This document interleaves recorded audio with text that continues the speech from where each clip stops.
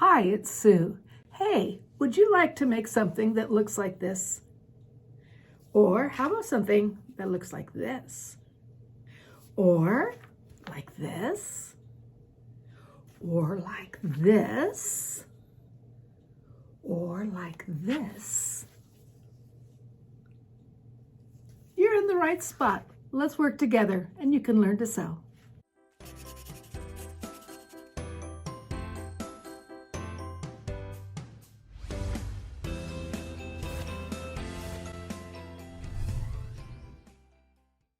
Okay, so let's start out just talking in general about sewing supplies, because there are certain kinds of things that you're going to need in order to do the sewing. So for lingerie, if you want to make something that looks like this, you need a sewing machine. There's a lot of forces that are working on the seams in a bra, and so you really need to get a sewing machine in order to do that. But the good news is you don't need anything fancy. Just a plain sewing machine will be fine. You don't need a serger, you don't need a cover stitch machine, you don't need any of those kinds of things. You just need a sewing machine. And I'll tell you in just a few minutes what you would like to look for in that sewing machine. Some other things that you would need. Scissors. You need scissors. I'm going to show you a few pair here. These are just like kitchen scissors right here. And they are just utility scissors. These will work fine, especially as you're starting out for this class. Nothing really fancy here. Then I've got a couple of other kinds of scissors. These are more sewing scissors. They are honestly so much easier to work with than your kitchen shears. This is a beautiful pair from Clover called Bordeaux. And then I also have and like this pair of scissors from Kai's Scissors. And these have this little micro serration on them so that when you have slippery fabrics, and some of your lingerie fabrics can be a little bit slippery, then your fabric doesn't walk on you. So this is a nice kind of scissor to have too. Not necessary for the beginning. You can just get by with whatever you have. Something else that you're going to want to use are pins or clips. And so let's talk about these. Lingerie fabrics tend to be very densely knitted or woven, so you want a very sharp pin. These are silk pins and they have a glass head. You want the glass head on it because that way when you're ironing, and ironing's super important in sewing, then you won't melt the head of your pins.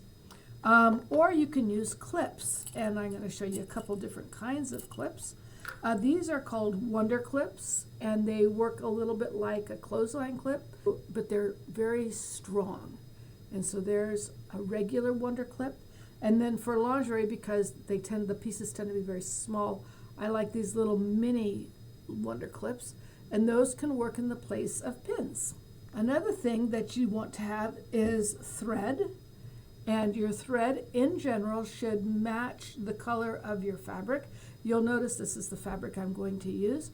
My thread doesn't match the fabric at all. And the reason I'm doing that is so that you can see when I am sewing. You also want a measuring tape. So this is a good measuring tape. This one's got both centimeters and inches on it. A lot of lingerie patterns are set up so that you can measure either way. So these are just kind of good to have supplies as you go forward. Something else that I like to use is a rotary cutter and a rotary color ruler. This is the mat, so we're doing everything on this kind of green mat, which is gridded. And when you use a rotary cutter, there's almost always some sort of a safety thing baked into it. This is a very sharp blade, and you can just go like this and cut. You can also cut freehand around curves. What it does when you're using a rotary cutter versus scissors is that it keeps your fabric nice and flat, and that'll keep your pattern pieces from shifting around. We'll talk a little bit more about that later. So this is a nice thing to have longer term, not necessarily needed in the short term. Now to complete this little course that we're going to do, this how to sew course, you do need that sewing machine. There is something inside the sewing machine called a bobbin, and you're going to need that. We'll talk about that when we get to the sewing machine, which will be in our next class. As I said before, you want some thread. Usually it's matching. For this course, you want a little bit of fabric. I'd say a fat quarter to a half of a yard of quilting cotton. Now the reason I'm choosing quilting cotton, in general, you're not going to make your bra out of quilting cotton, but it's super available everywhere, and it is very, very easy to sew. When you're starting something new, it's kind of nice to not have to conquer many, many challenges at once. So we're going to use a nice, easy fabric to sew on and learn just the basics of our sewing. So that's why quilting cotton. Another thing that you want is a package of bias tape. And this is the bias tape. It's just a single fold bias tape. This one happens to be a half of an inch wide. Now, why do we want bias tape? Well, if you look inside of a bra, what you'll notice, this is elastic along here. This is channeling along here.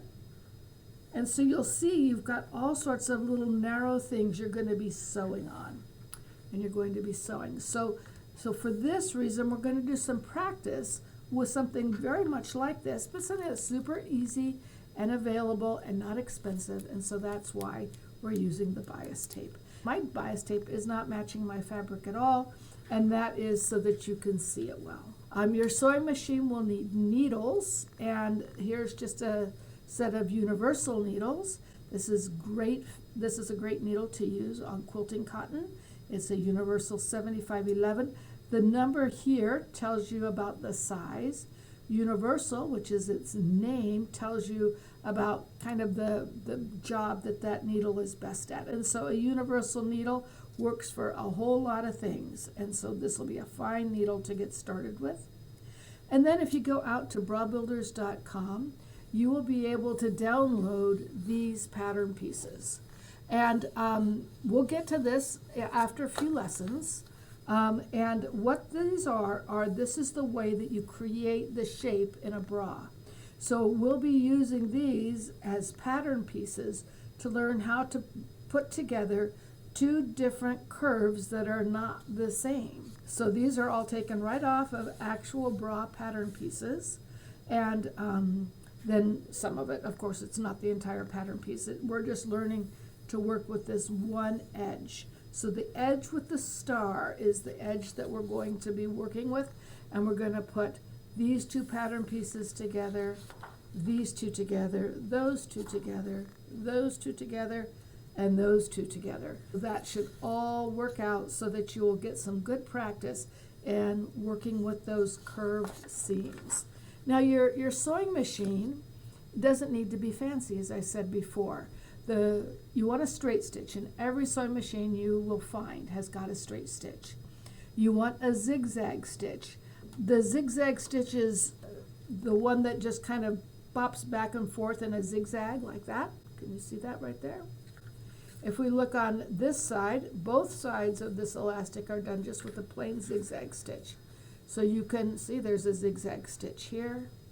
This is a straight stitch here, straight stitch here, zigzag, zigzag, straight stitch, zigzag stitch.